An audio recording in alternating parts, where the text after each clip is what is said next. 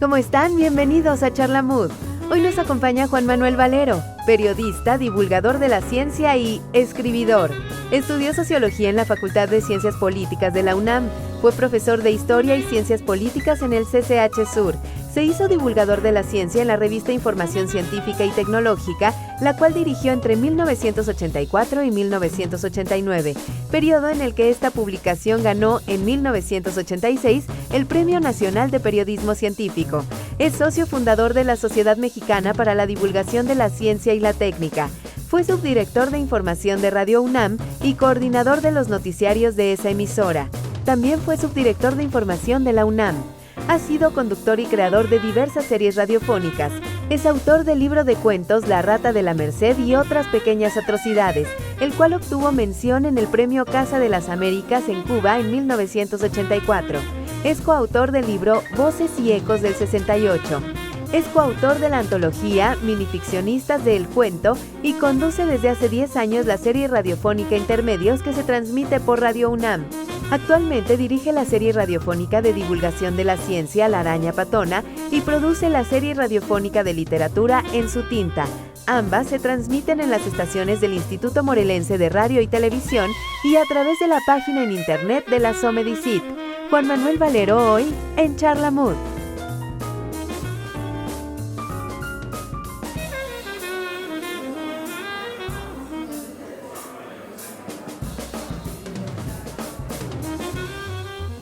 Juan Manuel Valero, gracias por ponerte en Charla Mood y aceptar platicar con nosotros. Bienvenido.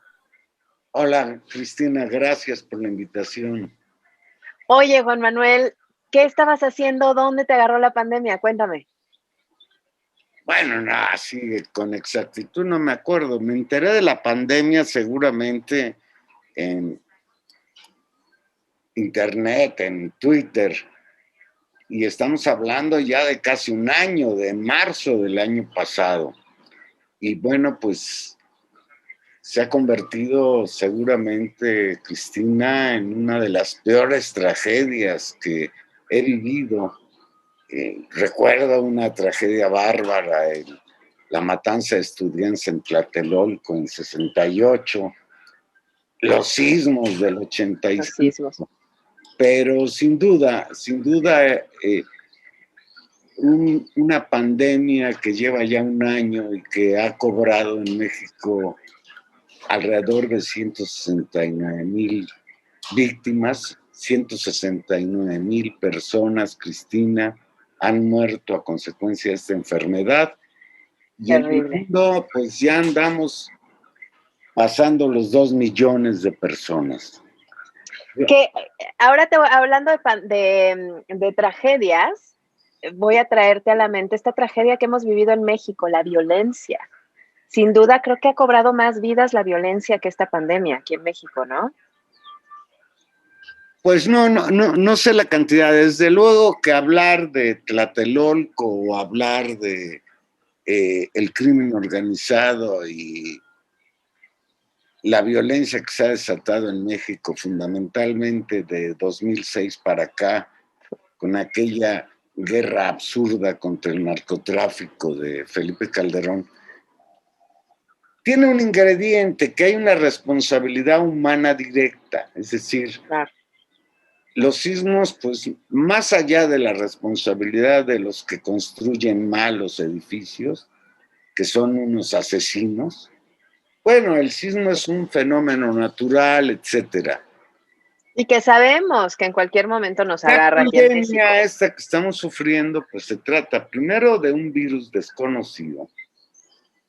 Caprichoso, me decías ayer, caprichoso. Pues yo decía que caprichoso, porque con todo y que los indicadores señalan que las víctimas más propicias somos los ancianos, de 60 para arriba, pues yo veo y percibo y me cuentan amigos de personas mucho más jóvenes que también han muerto.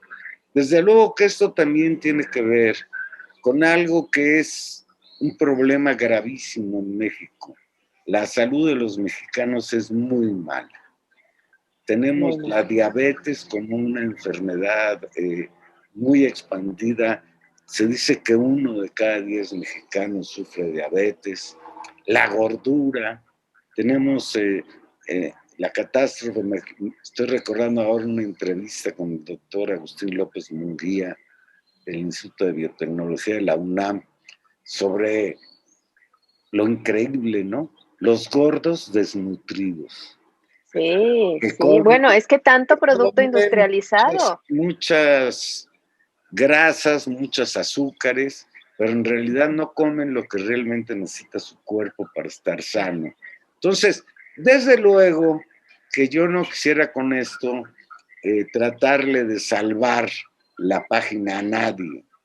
Yo No, creo que claro. el gobierno mexicano puede ser cuestionado en muchos campos. Por ejemplo, hoy mismo, pues todavía la incertidumbre respecto a que si vienen o no vienen las vacunas, ¿no? Por otro lado, bueno, hay personal médico que ya recibió la primera dosis, pero son 2 dosis de vacunas. Y la siguiente no saben para cuándo. Entonces no sirve de nada, y además ¿no? creo que además lo leía que el problema puede ser no solo que están esperando la segunda, sino que a lo mejor la segunda ya no es del mismo tipo de vacuna de la primera. Y no sé Sí, si caray. esto tenga alguna implicación, porque yo no conozco de virus. Y entonces sí podríamos hablar de que el gobierno de México tiene responsabilidad. Lo siento y lo sentí en algunos momentos demasiado optimista, pensando que esto iba a pasar muy rápido. Y caray, yo me acuerdo que yo seguía con cierta frecuencia las conferencias esas de la noche del sector Las de las 7 de la noche. y me convencía ese optimismo de López-Gatell, que lo que sí hay que reconocer, que ellos desde el primer momento hablaron de la sana distancia y que si no tiene usted la necesidad no salga de casa. Creo que ahí no les podríamos reprochar. Ya No, la claro. discusión sobre el tapabocas o el cubrebocas es otra cosa. Pero, pues sí, indudablemente que esto retrata, Cristina, el virus ha sido muy democrático. Les pega por igual Sí, nos ha pegado a a todos. los Bueno, ricos y a los pobres, claro. a los gringos y a los mexicanos, a los franceses y a los italianos y a los españoles. Sí, pero sí Pero pega, pero las vacunas demuestran, son una expresión, digamos, brutal de la desigualdad que existe en el mundo. La también ha países sacado. ricos y pobres. O sea, eso es una cuestión pues que habría que meditar en ella, ¿no? ¿Por qué México no es capaz de producir su propia Su vacuna? propia vacuna. Imagínate Claro. que México tuviera ahí una opción, no solo para los mexicanos, sino para el resto del mundo, como Claro. Pfizer o como Sputnik o como la que tú quieras y mandes. ¿Qué falta para que nosotros podamos hacer nuestra propia vacuna? ¿Qué se necesita? ¿Qué no tenemos? No tenemos ¿Capacitación? ciencia, no tenemos ciencia. Mira, yo he trabajado muchos años, creo que pues una de mis actividades más importantes ha sido la divulgación de la ciencia. Y me he dado cuenta a lo largo ya de muchísimos años de trabajar con los científicos, que son pues, la fuente primaria para poder divulgar ciencia, hay que hablar con los científicos. Claro. En México hay muy buenos científicos. Yo creo que si hiciéramos un listado, podríamos encontrar científicos mexicanos en muchas áreas del conocimiento, incluida la biología, la biotecnología, la virología, que podrían jugar en las ligas mayores. Si hubiera. Bueno, a Gatell lo invitó la OMS. Por eso, yo no dudo que Gatell esté bien. Y yo creo que hay pero, científicos mucho más pero son capacitados que muy Gatell. pocos. Hay muy pocos científicos en México y además hay muy pocos recursos económicos para estimular la investigación científica. México gasta, si bien nos va, el 0.5% del Producto Interno Bruto en ciencia y tecnología. Y con este gobierno bajó, ¿verdad? No, Bajó el yo no presupuesto. sé. Eso, hay un lío con el actual gobierno, con los científicos, porque el CONACYT ha venido destruyendo organismos que representaban a los científicos y entonces, y por ejemplo, la señora esta del CONACYT se le ocurrió borrar del Sistema Nacional de Investigadores la especialidad de la biotecnología y esto es una barbaridad. Sí, Claro. yo creo que en términos generales, sí, una de las cosas que le podríamos reprochar al actual gobierno es su falta de sensibilidad y yo creo que no sabe el gobierno actual, no sabe el presidente eh, López Obrador, que sin el concurso de la ciencia, Cristina, el presente es incierto y el futuro imposible. Claro, Lo claro. estamos viendo ahora, ¿no? Es decir, claro, porque somos dependientes. La pandemia pone de manifiesto nuestras debilidades, es decir, no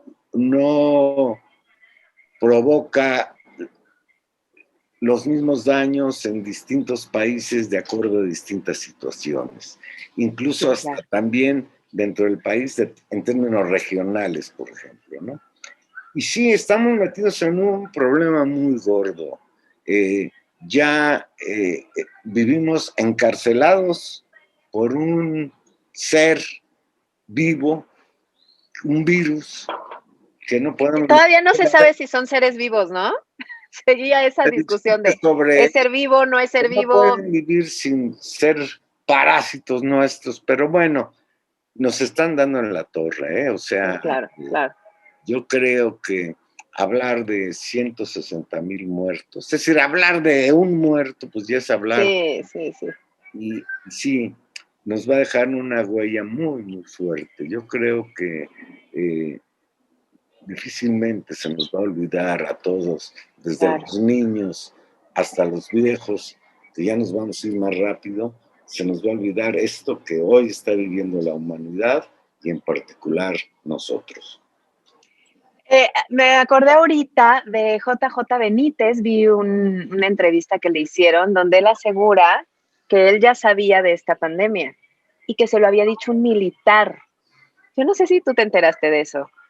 Me parece que esas teorías de la conspiración, de que si el virus nació en un laboratorio, que si los chinos... Bueno, en Estados Unidos se lo tomaron muy en serio, ¿no? Porque hasta hubo denuncia. No se lo tomaron tan en serio, porque si lo hubieran tomado muy en serio, ya hubieran investigado. No, yo creo que es difícil saber el origen. Desde luego se habla muchísimo de esta transmisión de animales a seres humanos, por esa pésima... Pues como el SIDA, por ejemplo. Costumbre que tenemos todos los seres humanos, no solo los chinos, de comernos a nuestros, o sea, nuestros semejantes, sí, nuestros semejantes, los animales. Pues sí, nuestros semejantes animales, claro.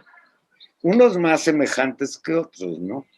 Yo, por ejemplo, recuerdo un día que fui a Catemaco, allá en Veracruz, y me ofrecieron que si quería comer chango. Chango. Eso sí, no. Cualquier cosa menos chango, porque es casi mi hermano. Canibalismo, sí.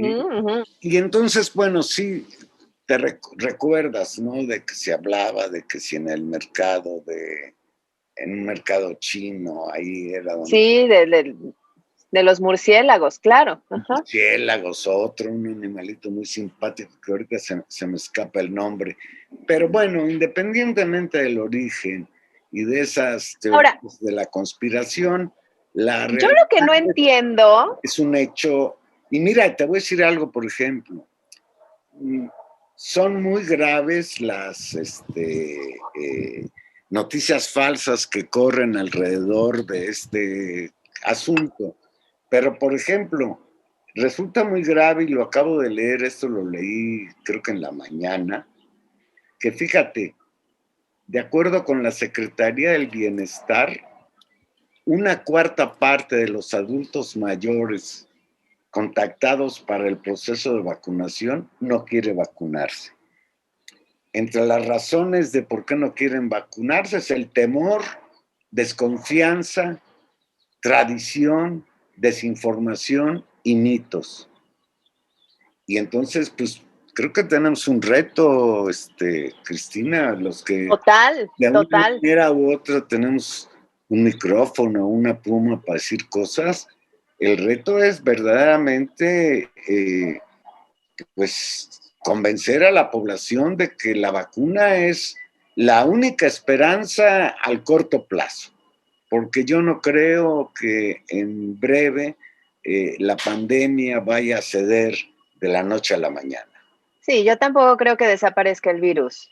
Yo creo que sí vino para quedarse y a lo mejor se hace una gripe estacional, pero no lo sabemos. Y yo espero que junto con las vacunas rápidamente también surjan medicamentos adecuados para atender al COVID-19 como si fuera la influenza, por ejemplo, o una gripe muy severa. Sí, creo que por allá va, creo que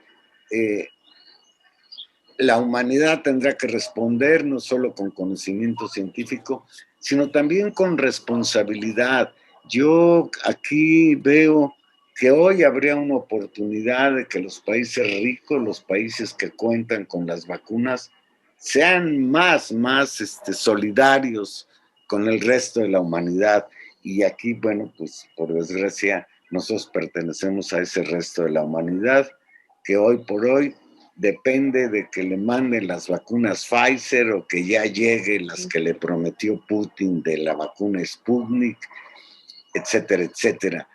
Ahora, yo te voy a decir una cosa respecto a las vacunas. Yo creo que también somos un pueblo a los que nos han aporreado mucho. Salió este asunto de Lili Telles diciendo que éramos conejillos de indias, que yo no lo dudaría, porque es una vacuna nueva, es una vacuna que se hizo en pocos meses. A ver, te interrumpo, nada de conejillos de indias.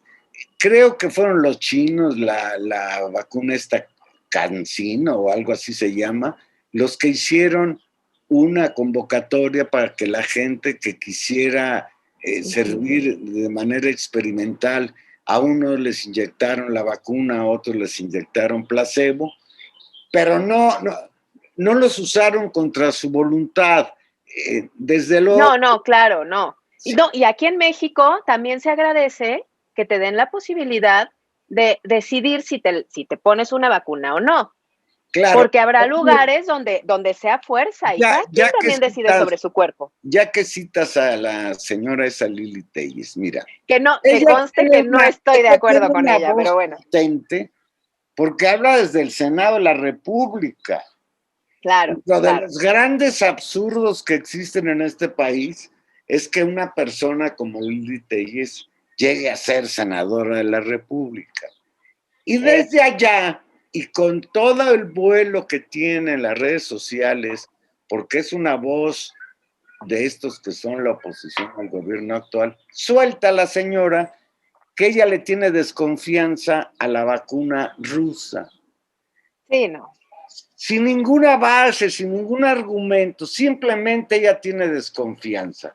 Y entonces se requiere que venga una instancia de salud internacional, un árbitro internacional, y le diga a la señora Telles, oiga, la vacuna Sputnik 5 es una vacuna que tiene más del 93% de eficiencia. Sí, ya comprobado, claro. Y 100% en casos graves, ¿no? Que yo no sé cómo lo midieron, pero dicen que 100%. Surge otra voz terrible, una voz de un intelectual de estos que les llamaban orgánicos, un señor que se llama Héctor Aguilar Camín. Y escribe un artículo, Cristina, diciendo que la vacuna rusa no va a servir para los mexicanos, que solo sirve para los rusos, porque fue probada solo en Rusia con hombres blancos. Entonces, eso es una tontería, tontería. Verdaderamente. Yo te voy a decir por qué. Son voces que contribuyen a toda esta situaciones malinformación, de temor, desconfianza, desinformación, mitos, claro. etcétera. Tú debes Yo te voy a decir, recordar, a ver, hay vos, yo te voy a decir, Sí, perdón. yo te voy a decir por qué yo desconfío. Yo leí que el CEO de Pfizer, primero, el día que sacaron la vacuna, vendió sus acciones. Yo no soy economista y no sé, pero si yo tengo una super vacuna, pues estoy segura que mis acciones van a subir y no las vendo hasta que estén al tope. Pero bueno, Bueno, pero vendió es sus cierto acciones. que esto hizo este señor. Sí. Luego te paso la nota, luego les paso la nota. Y después, ¿sabes qué dijo? Que no se iba a poner la vacuna él ahorita, porque él todavía no es de esa población de riesgo. Es que va a dejar que la población de riesgo primero se vacune. Bueno, eso habla bien de él. Ay, pero perdóname. Que no te pases de listo en la fila. Mira. ¿De veras? Yo te voy a decir, mira. ¿De veras? Tan buena onda, porque oye, qué altruista. ¿De veras? Mira, es que a mí me da desconfianza eso. No hay por fortuna ningún dato respecto a que ninguna de las vacunas que se están utilizando haya generado reacciones secundarias nocivas. Puede haber personas, efectivamente, que han sufrido algún problema a raíz de que se vacunaron. Pero mira, esto de la resistencia a las vacunas no es una resistencia solo a esta vacuna del COVID-19. No, hay un movimiento que es terrible, terrible, que no se quieren vacunar nada.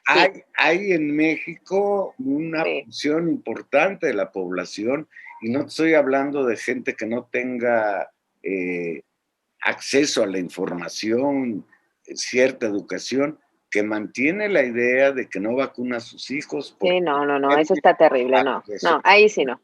Y yo recuerdo... No, porque si hemos vivido hasta donde hemos vivido, hasta los 70, 80 años, es también por las vacunas. Gracias a las vacunas no hemos tenido enfermedades graves ya. Y yo recuerdo, Cristina, porque ya soy muy viejo, por ahí de los años 50 del siglo pasado, que en México se desató una epidemia de poliomielitis. Con los estragos que esto significa, encontrarte amigos, parientes con muletas, con estos fierros, por los daños provocados por la poliomielitis. Bendita vacuna que erradicó esa terrible enfermedad, no solo de México, sino del mundo. Yo creo que si nosotros reflexionamos en la historia de la humanidad, llegamos a la conclusión de que las vacunas han sido uno de los más importantes logros de la humanidad, incluso para garantizar que se extienda la esperanza de vida, para poder dar respuesta a este tipo de problemas, como lo fue en una época la viruela, o lo fue en otra época... bueno, lo sigue siendo el SIDA. El SIDA es una enfermedad que, digamos, está controlada, pero ya hay algunos medicamentos, etcétera. Pero sigue pero no hay vacuna. Que está ahí presente. Pues, ¿Por qué crees que ahí no haya vacuna aún? ¿Cuántos años llevamos con eso? Pues no sé. Sí, sería interesante preguntar. ¿Sabes qué? Deberíamos de hacer un programa sobre las vacunas. ¿No? O tú que eres divulgador de la ciencia, Valero. Yo he trabajado en eso. Yo tengo un programilla que se llama La Araña Patona y que a eso nos dedicamos. Y desde luego que en esta época pues le hemos dedicado más tiempo a estas cuestiones que tienen que ver con los virus y todo lo que está alrededor. Valero, hablando precisamente de tus proyectos, de tus programas, cuando empezó la pandemia tenías tu programa de política intermedios. Que me lo tomó Radio UNAM. Radio UNAM me dijo que se suspenden los programas en vivos. Incluso el director de esa radiodifusora, Benito Taibo, muy amable, me habló para decirme: Valero, vete de vacaciones. Y te estoy hablando por ahí de abril. No, eso ya fue en marzo, ¿no? Sí, pero su llamada fue en abril.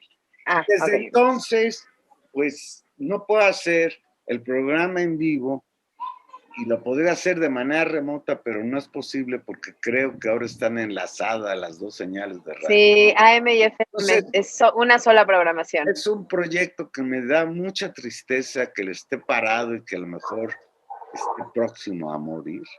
Si no me muero yo por el COVID, se va a morir intermedios. Sí. Luego, los otros dos programas que hago, ahí van. Este Que de es la la araña patona, sí, que es por divulgación de fortuna la es un ciencia. programa grabado desde su origen, entonces sigue siendo un Sin programa problema. grabado. Por fortuna, las estaciones de radio que nos hacen favor de transmitirlo lo siguen transmitiendo. Y el otro, pues que es hoy por De hoy, el literatura. proyecto más querido es En su tinta, que es un programa de literatura con la premisa de que los escritores, como los pulpos, son más sabrosos en su tinta.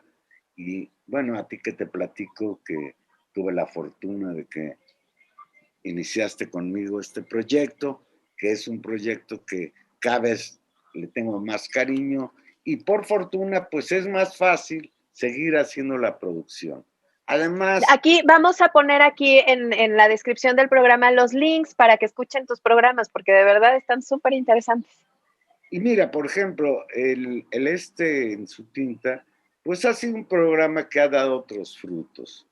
Yo trabajo, mi trabajo principal es en el Instituto de Energías Renovables de la UNAM, allá en Temisco, Morelos, que tiene que ver con la divulgación. Doy clases de redacción ahí a los estudiantes de la licenciatura. ¿Terminaste de dar este año clases por Zoom o cómo las diste? Un horror. Di un semestre, todo de manera virtual. Trabajé, por fortuna, con 13 alumnos, digo, por fortuna son pocos, los pude atender mejor, pero fíjate, son muchachos que ya están en la UNAM, pero no conocen ni siquiera el centro educativo, no conocen el Instituto de Energías Renovables. Porque entraron ya porque online. Ya entraron en plena pandemia. Y la Universidad Nacional Autónoma de México ha sido muy, muy estricta en sus medidas. La UNAM sigue prácticamente cerrada. Parada. Y luego sí, hay actividades a través de internet, etcétera, etcétera, pero en términos... Sí, de forma presencial, ¿no? Se acabó, sí. Y esto va para largo, sobre todo, bueno, tratándose de una universidad cuya sede principal está en la Ciudad de México, que está en semáforo rojo.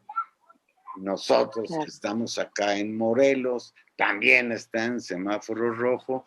Y entonces, pues, híjole, Cristina, está duro, ¿no? Está duro estar encarcelado sin haber cometido ningún delito.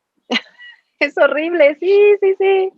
Sí. Juan Manuel Valero, pues muchas gracias por esta plática. Hagamos más divulgación de la ciencia, aunque sea vía remota, lo necesitamos. Como pueblo lo necesitamos. Necesitamos saber más. Creo que sin estas herramientas con las que hoy contamos, gracias al desarrollo tecnológico, eso que estamos sufriendo sería mucho peor.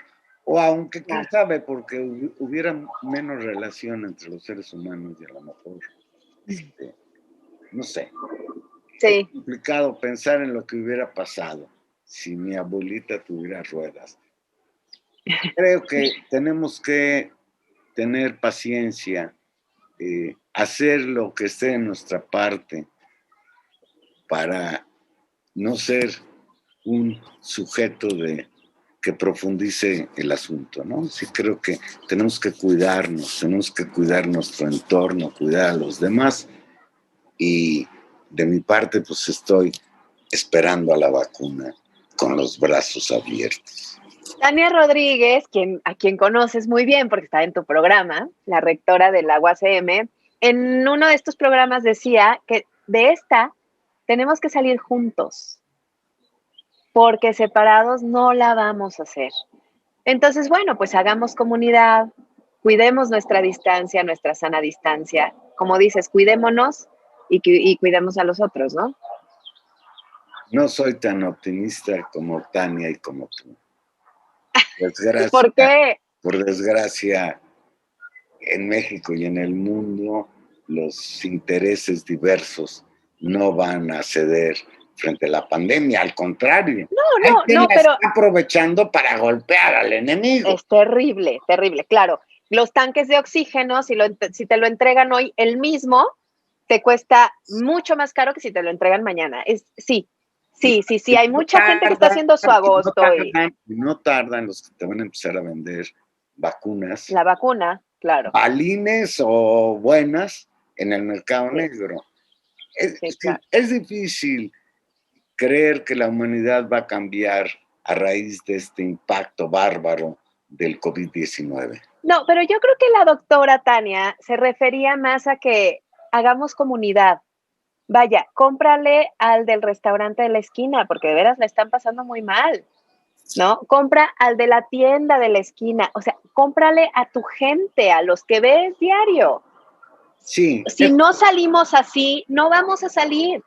Y si le pega al del restaurante de la esquina, en algún momento te va a empezar a pegar a ti, aunque no tengas restaurante, ¿no? Sí, en ese sentido estamos totalmente de acuerdo. Sí creo que tenemos posibilidades de nuestro entorno ser mejores, darnos cuenta de que el que está al lado nuestro a lo mejor tiene condiciones económicas más difíciles y echarle la mano, como tú lo dices. Sí. Claro. Juan Manuel Valero, gracias por ponerte en Charla Mood y platicar con nosotros. Al contrario, Cristina, muchas gracias a ti, mucho éxito a tu programa y pues no es amenaza el día que me invites, aquí estoy. Muchísimas gracias.